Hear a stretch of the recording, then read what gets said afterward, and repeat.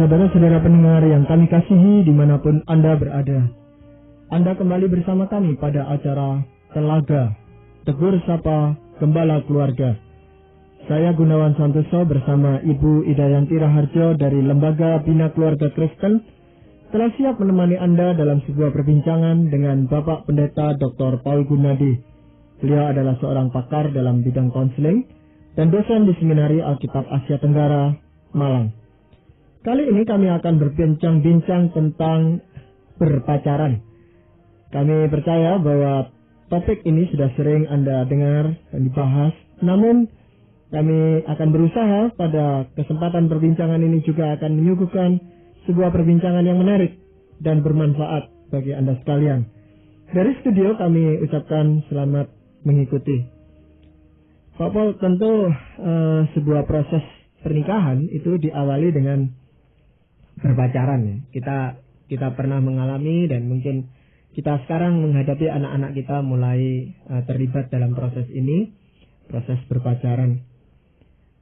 Sebenarnya Pak Paul, yang membedakan antara berpacaran dan berteman akrab, ya, itu selain hanya perbedaan jenis kelamin, apakah ada hal-hal lain yang lebih spesifik sifatnya gitu Pak Paul? Ada Pak Gunawan. Jadi yang menjadi perbedaan utama adalah ketertarikan secara romantis dan emosional. Persahabatan biasanya diikat oleh rasa kebutuhan emosional yang dipenuhi oleh seorang sahabat. Sedangkan berpacaran mengandung unsur suatu ketertarikan secara romantis, Pak Gun. Iya, itu saya ajukan karena gini Pak Gun, seringkali kalau anak atau anak-anak itu ditanyakan, kamu pacaran ya dengan itu? Dia cuma jawab, enggak, kami cuma berteman aja kok gitu. Nah, kita itu kalau berteman ya biasa aja, biar aja gitu. Tapi kalau berpacaran kan kita harus memperhatikan lebih serius gitu, hubungan mereka. Kecenderungannya memang anak-anak remaja pada awal-awalnya tidak berterus terang bahwa dia memiliki ketertarikan secara romantis terhadap teman lawan jenisnya. Jadi yang biasa dia ungkapkan adalah, oh kami hanya berteman. Tujuannya adalah untuk menghindari larangan dari orang tua, Pak Gun. Jadi orang tua itu cenderungnya tidak akan memberikan izin kepada anak remajanya untuk berpacaran. Oleh karena itulah mereka tidak menyebutnya itu pacar, hanya teman saja. Tapi sebetulnya dalam hati si anak remaja itu mengakui bahwa ada rasa ketertarikan secara romantis. Apakah kalau mereka sering pergi berduaan lalu kemana mengambil kesempatan hanya berdua saja, lalu kita bisa mengatakan mereka sedang berpacaran? Kemungkinan kalau dengan lawan jenis dan sudah mulai bepergian berdua, saya kira iya sudah menjurus ke situ. Sebab dalam persahabatan seringkali itu tidak kita lakukan. Biasanya ya kita bersahabat itu berdua bertiga, apalagi pada anak-anak remaja. Jarang sekali yang eksklusif hanya berdua dengan lawan jenis. Jadi kalau mulai berdua dengan lawan jenis, mereka mungkin juga pada awalnya mengatasnamakan itu persahabatan. Namun dalam hati saya duga ya, meskipun mereka belum tentu mau mengakuinya, mereka sudah memiliki ketertarikan secara romantis. Tapi ya karena untuk penjajakan pada tahap awal, masing-masing tidak mau mengungkapkan perasaan sebetulnya. Jadi mereka hanya berpergian dan berpikir ini adalah persahabatan. Tapi biasanya setelah melewati satu jangka waktu tertentu, mereka makin menyadari betapa bergantungnya mereka pada satu sama lain. Betapa butuhnya kehadiran pasangannya itu. Jadi akhirnya ya mungkin salah satu akan mengungkapkan isi hatinya dan resmilah mereka menjadi pacaran. Iya. Ya, sekalipun seringkali yang kita dengar dari anak-anak kan bilang, saya tidak ada apa-apa ya. Betul. Tapi dari pergaulan yang selalu duaan itu sudah menjurus ke pacaran ya Pak Paul. Betul. Jadi kita bisa bedakannya adalah dari segi berapa eksklusifnya persahabatan itu. Sebab kalau dengan lawan jenis dan usianya tidak jauh berbeda dan eksklusif, kemungkinan besar itu adalah berpacaran. Iya. Mungkin mereka juga khawatir ini Pak, kalau disebut ganta-ganti pacar gitu loh.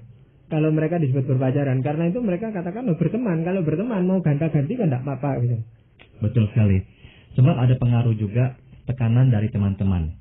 Apalagi kalau mereka mulai berteman secara eksklusif itu pada usia yang relatif muda ya.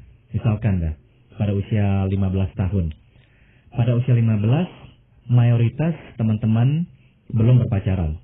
Biasanya anak-anak remaja mulai berpacaran secara eksklusif itu pada usia 16 ke atas. Nah, waktu dia umur 15 atau 14, mulai mengembangkan persahabatan yang eksklusif dengan lawan jenis, dia juga merasa malu untuk membuka fakta itu di hadapan teman-temannya. Jadi ada kecenderungan anak remaja juga menyembunyikan fakta tersebut. Karena ya malu juga di hadapan teman-teman. Dianggap terlalu dini, berpacaran dan sebagainya. Iya. Nah, kalau seandainya kita tahu memang anak ini anak kita atau itu sudah mulai menjurus ke berpacaran, apa yang bisa kita lakukan ini sebagai orang tua?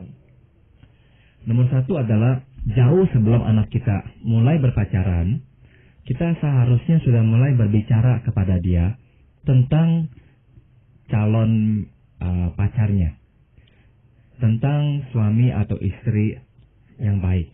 Jadi itulah yang harus kita tekankan jauh sebelum dia itu akhirnya berpacaran. Misalkan kita mulai berbicara ya tentang hal-hal seperti ini secara rileks santai, itu kira-kira pada waktu anak usia sekitar 9-10 tahun. Nah, ini tidak harus dilakukan secara terencana dan sistematik, tapi kita bisa lakukan serileks mungkin, namun juga mengandung pesan moral yang jelas. Misalkan ya, belum lama ini saya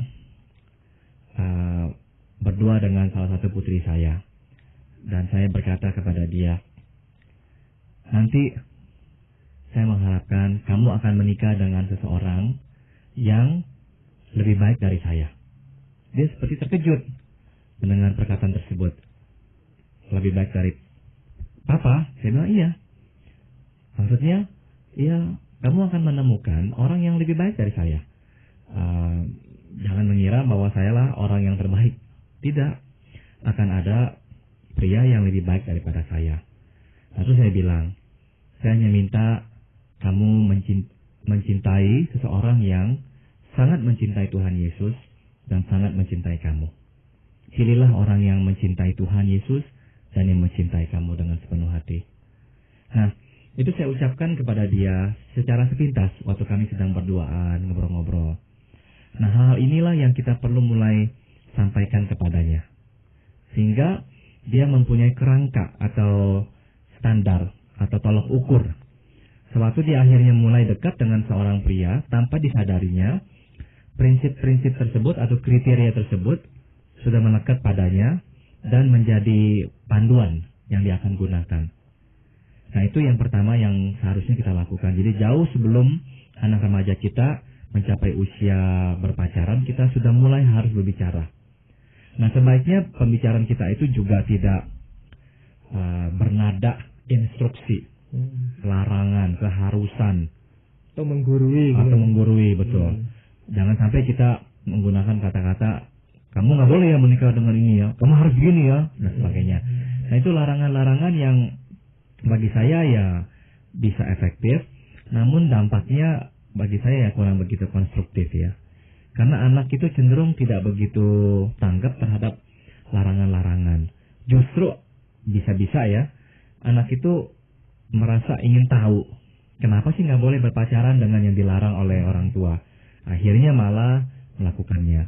Jadi, sampaikanlah pesan-pesan moral kita itu secara positif, bukannya secara negatifnya. Itu saya kira langkah awalnya, Pak Gunawan. Iya. Tapi apakah mereka enggak canggung, Pak Pol, untuk diajak bicara seperti itu kalau umur 9 atau 10 tahun ini? Lalu tanggapannya itu enggak serius gitu kadang-kadang. Memang ada kecenderungan anak enggak akan menunjukkan sikap bahwa dia itu sungguh-sungguh memperhatikan. Karena ada rasa malu. Iya. Karena ada rasa malu. Jadi ada kecenderungan dia akan menganggap itu sepertinya enggak serius. Tapi sebetulnya dalam hatinya dia akan dengarkan dengan serius. Sebagai contoh lagi, suatu hari saya juga berdoa dengan salah satu anak saya.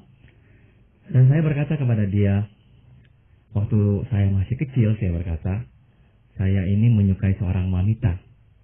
Tahu nggak umur saya berapa saat itu? Dia sepertinya tidak menghiraukan saya, sepertinya lagi berkonsentrasi dengan hal yang lain. Terus tapi dia jawab, dia tanya saya, berapa umur papa? Saya bilang, saya kira-kira umur 90 tahun saat itu. Saya menyukai sekali gadis itu. Oh iya? Saya bilang iya. Tapi ya, akhirnya setelah saya besar, ya udah, saya tidak menyukai dia lagi. Dan saya tidak menikahi dia. Sebab sekarang saya menikah dengan mama kamu. Dia diem aja. Terus saya sambung, saya bilang, ya itulah yang terjadi pada kita. Pada kalanya kita menyukai seseorang. Udah, saya diam saja. Saya nggak sambung lagi, saya nggak tanya-tanya dia, saya nggak korek-korek dari dia. Tujuannya adalah saya mau memberitahu dia bahwa natural, alamiah bagi dia untuk suatu hari kelak menyukai seseorang. Seseorang yang lawan jenis. Yang berlawanan jenis. Dan itu tidak usah dia merasa malu. Saya bertujuan mengambil inisiatif mengungkit hal ini, memunculkan hal ini, agar dia mempunyai akhirnya ya keberanian untuk juga bercerita kepada saya. Itu tujuannya.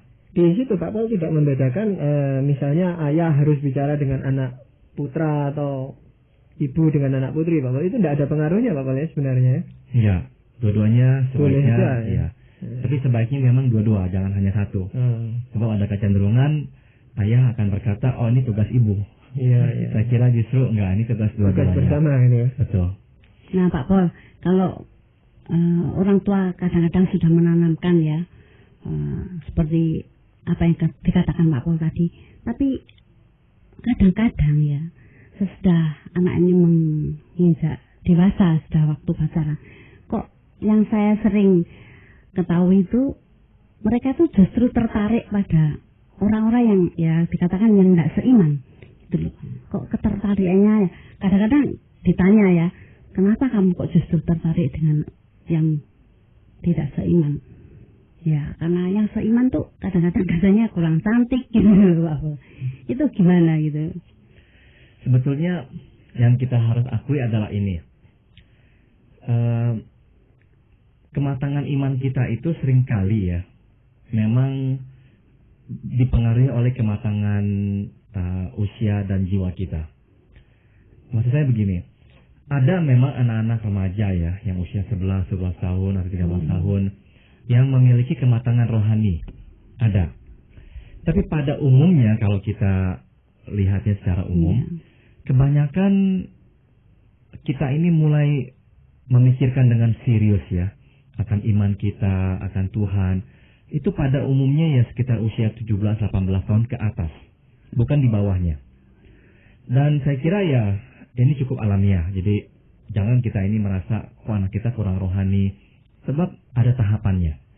Biasanya memang setelah usia 17-18 lah anak-anak itu baru mulai memikirkan dengan lebih serius tentang hal-hal rohani. Nah, artinya apa? Nah, artinya adalah pada usia sebelumnya hal-hal rohani itu kurang menempati posisi yang penting di dalam kehidupannya.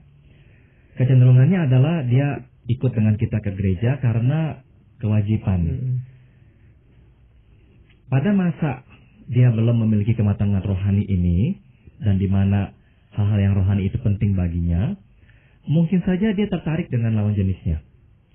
Nah, harus kita akui bahwa pada umumnya pintu pertama yang menjadi penghubungnya antara kita dengan yang kita sukai adalah ketertarikan fisik, Ibu Ida. Kita harus akui itulah yang seringkali menjadi daya tarik pertama. Seringkali adalah ya syukur-syukurlah kalau dia juga sesama iman ya, sesama orang percaya. Tapi seringkali ya unsur orang percaya apa tidak itu soal kedua. Sama juga dengan unsur misalnya kecocokan kepribadian, sifat-sifatnya. Seringkali pada anak-anak remaja itu bukan faktor yang penting. Jadi ketertarikan mereka lebih didasari atas ketertarikan fisik. Nah, dari pengertian ini kita bisa ya belajar atau menyimpulkan satu hal ya Bu Ida. Bahwa sewaktu anak kita itu menjalin hubungan dengan lawan jenisnya yang kebetulan tidak seiman, itu dilakukannya tidak dengan sengaja. Bukannya dia sengaja mencari yang tidak seiman. Tapi karena memang prosesnya lah begitu. Rasa ketertarikan karena menyukai penampilan fisiknya. Dari situ baru dia akan mulai memusingkan faktor-faktor lainnya. Sifat-sifatnya, kebaikan hatinya, kecocokannya. Dan nanti yang terakhir juga yang dia akan pikirkan barulah kesamaan imannya. Begitu. Itu makanya sering terjadi anak-anak remaja yang kita didik dari kecil di dalam Tuhan, kok akhirnya berpacaran dengan yang tidak seiman. Gitu. Ya, kalau kita sudah tahu tadi Pak Paul ya, yang tadi Pak Paul katakan tanda-tandanya cukup jelas bahwa mereka sedang pacaran dan ya memacari yang tidak seiman gitu Pak Paul. Padahal kita sejak dini sudah menanamkan norma-norma itu. Nah, apa yang harus kita lakukan itu? Kita seringkali panik gitu Pak Paul. Oh, kok pacaran dengan orang yang tidak seiman dan sebagainya atau tidak sesuku atau apa gitu Pak ya. Lalu panik dulu nih orang tua nih. Ya, itu reaksi yang umum ya Pak Gunawan. Iya. Kita merasa panik karena tidak sesuai dengan apa yang kita harapkan gitu. Iya, betul. Dan kita takut ini menjadi kerugian ya, membawa kerugian pada si anak. Nomor satu adalah kita mencoba untuk berdialog dengan dia. Makin hari makin saya menyadari bahwa larangan yang keras kurang begitu efektif. Justru anak-anak itu kalau kita larang dengan keras, berbalik. Malah membela pacarnya. Dan merasa bahwa kita itu tidak adil. Nah, jadi yang saya akan lakukan adalah, saya akan mengembalikan tanggung jawab ini pada pundaknya. Dan saya akan mendorongnya untuk mempertanggungjawabkan tindakannya itu di hadapan Tuhan. Nah, ini penting sekali ya kita lakukan. Kecenderungan kita adalah kita ini memaksakan si anak supaya si anak menuruti permintaan kita. Anak remaja sedang berada pada tahap pemberontakan. Seringkali anak remaja itu melakukan hal yang justru tidak disukai oleh orang tuanya. Nah, waktu kita lebih menekankan, Mama nggak setuju, Papa nggak setuju kamu menikah dengan dia, karena dia bukanlah seorang yang percaya, dan sebagainya. Nah, ada kecenderungan si anak ini akan tidak mendengarkan kita. Jadi cara yang saya anjurkan adalah, kita beritahu si anak, anakku, ini adalah keputusanmu. Pada akhirnya yang menikah adalah engkau. Tapi hendaklah kamu yakin satu hal. Dapatkah engkau mempertanggungjawabkan pilihanmu di hadapan Tuhan? Jadi kita memaksa dia atau menggiring dia kembali berhadapan dengan Tuhan. Bahwa dia harus mempertanggungjawabkan tindakannya itu di hadapan Tuhan. Misalkan ya, kita bisa membacakan satu ayat yang ditulis oleh Amsal pasal 19 ayat 14. Rumah dan harta adalah warisan nenek moyang, tetapi istri yang berakal budi adalah karunia Tuhan.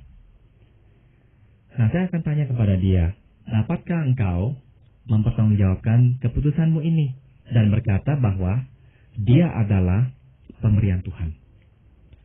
Sebab sebagai seorang Kristen kita harus berkata bahwa pasangan hidup kita itu adalah pemberian Tuhan. Nah, pemberian Tuhan berarti kan yang sesuai dengan kehendak Tuhan. Nah, kita tahu bahwa firman Tuhan meminta kita menikah dengan yang seiman. Kita tidak diizinkan untuk menikah dengan yang tidak seiman. Tapi sekali lagi ya, kita tidak menekankan pada kehendak kitanya. Tapi kita menekankan pada engkau sekarang bertanggung jawab secara langsung kepada Tuhan. Begitu. Jadi itulah yang kita harus lebih tekankan. Sehingga dia tidak melawan kita. Jadi kalau dia mau melawan, dia tahu dia melawan Tuhannya sendiri. Begitu. Itu kan menambah beban buat dia itu sebenarnya Pak Paul. Dia kan sedang dalam kebingungannya. Dia tahu sebenarnya bahwa tidak boleh nih. Karena sejak dini sudah ditanamkan norma-norma itu. Tapi kenyataannya yang tadi Pak Paul katakan, dia tertarik secara fisik dengan orang yang tidak seiman. Nah, sekarang kita kembalikan kepada dia. Nah, kamu cari pergumulkan sendiri dengan Tuhan, cari kehendak Tuhan. Nah, itu kan makin memberatkan dia gitu, Bapak. Dan ada baiknya memberatkan dia dalam pengertian agar dia sekarang mulai memikul tanggung jawab itu. Sebab kita harus berhati-hati, jangan sampai masalah ini menjadi konflik antara dia dengan kita. Dia melawan kehendak kita. Enggak, yang kita mau beritahukan kepada dia adalah, engkau sedang melakukan sesuatu yang tidak dikehendaki Tuhan. Nah, apa keputusanmu? Nah, itu fakta yang kita harus sodorkan kepada dia. Namun setelah itu, kita juga mau berdialog dengan dia. Misalkan, sekali waktu kita tanya, kita bisa berkata, engkau tertarik kepada dia sebab pasti ada hal-hal yang baik tentang dia yang kau sukai. Boleh saya tahu apa saja yang kau sukai tentang dia? Nah, dengan cara itu, kita ini memberikan kesan kepada anak kita bahwa kita juga tertarik atau kita ini merasa berkepentingan mendengarkan sisi dia. Sebab ada kalanya si anak merasa orang tua belum apa-apa sudah menjatuhkan vonis, tidak boleh. Tapi tidak mengerti pergumulan dia. Nah, ini yang kita mau tunjukkan kepadanya. Bahwa kita pun mau memahami dirinya. Bahwa dia menyukai orang ini karena ada hal-hal yang memang baik tentang orang tersebut. Yang dia sukai. Nah, waktu kita dengarkan dia bercerita tentang apa yang dia suka mengenai atau tentang orang tersebut, dia akan merasa seenggaknya orang tua mau mendengarkan sisi dia. Nah, setelah dia cerita begitu, kita bisa misalkan berikan komentar. Saya mengerti ya, ini pergumulan yang besar bagi kamu. Di satu pihak kamu mau mengikuti kehendak Tuhan. Di pihak lain, kok orang ini kok begitu pas dengan kamu. Dan kamu begitu menyukainya. Nah, ada kalanya itulah yang harus kita hadapi dalam hidup. Dan disitulah Tuhan meminta kita untuk kembali kepadanya dan menyerahkan masalah ini kepadanya. Dan tidak berjalan sesuai dengan kehendak kita saja. Nah, tapi kita berikan panduan seperti itu. Jadi bukan dengan sikap yang frontal, konfrontatif, tapi dengan sikap memandu ya, membimbing dia. Pak Paul, katakan dia mengambil keputusan untuk putus dengan pacarnya yang tidak seiman itu. Lalu ada perasaan gitu Pak Paul ya, bahwa ternyata dia tidak berani lagi untuk pacaran. Dia memilih supaya tidak terluka lagi hatinya, lalu tidak pacaran lagi dia. Itu gimana kita menolongnya? Kita bisa sampaikan kepadanya bahwa setelah kita putus, luka itu akan terus tinggal dalam hati kita untuk jangka waktu yang lama. Jadi ya lumrah kalau dia itu tidak mau mencoba kembali. Namun ya kita bisa beritahu dia, setelah lukamu sembuh, nanti keinginan itu akan muncul juga secara lebih alamiah. Nah, makanya engkau perlu lebih berhati-hati lain kali. Misalkan ya, kita bisa bagikan pengalaman kita. Saya secara pribadi, sejak saya masih SMA juga saya memang mempunyai kriteria istri seperti apa yang saya inginkan. Nah, setelah saya kuliah dan saya lahir baru, saya menambahkan kriteria saya itu dengan orang itu harus orang percaya. Jadi saya tidak lagi menggubris lawan jenis saya yang tidak seiman dengan saya. Sebab saya tidak mau mencari penyakit. Begitu. Mungkin bisa saya berikan firman Tuhan ya. Dari Amsal pasal 20 ayat 18. Rancangan terlaksana oleh pertimbangan. Sebab itu berperanglah dengan siasat. Ya, jadi rancangan terlaksana oleh pertimbangan. Sebab itu berperanglah dengan siasat. Nah, ayat ini bisa kita bagikan kepada anak kita ya. Bahwa lain kali engkau harus mempertimbangkan dengan baik sebelum melangkah masuk dalam hubungan yang lebih serius. Karena toh yang terluka adalah kita. Dan Tuhan mau melindungi kita sebetulnya dari luka-luka dan dari kerugian-kerugian. Nah, oleh sebab itulah sebelum kita melangkah, kita dasari langkah itu atas pertimbangan-pertimbangan yang matang. Tapi sebaliknya Pak Paul, kalau mereka itu putus ya. Tapi kalau si anak ini ya dengan dialog dengan orang tua bahwa di sisi anak ini mengatakan kebaikan-kebaikan sang pacar, tapi misalnya dari sumber luar itu ada sisi-sisi yang negatif tentang pacarnya ini, apa yang dilakukan orang tua terhadap anak ini? Kita harus sampaikan, tapi dengan nada bukan memaksakan.